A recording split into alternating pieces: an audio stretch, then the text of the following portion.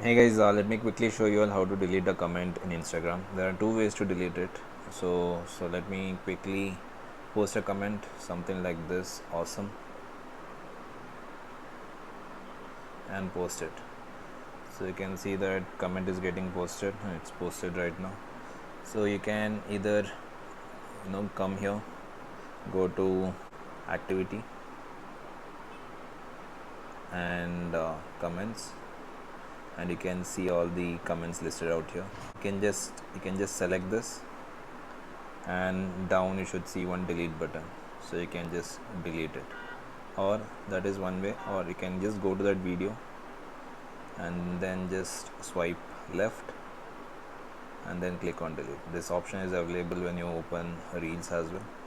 So if you click on comments, just swipe left, you should see the delete button, just delete it.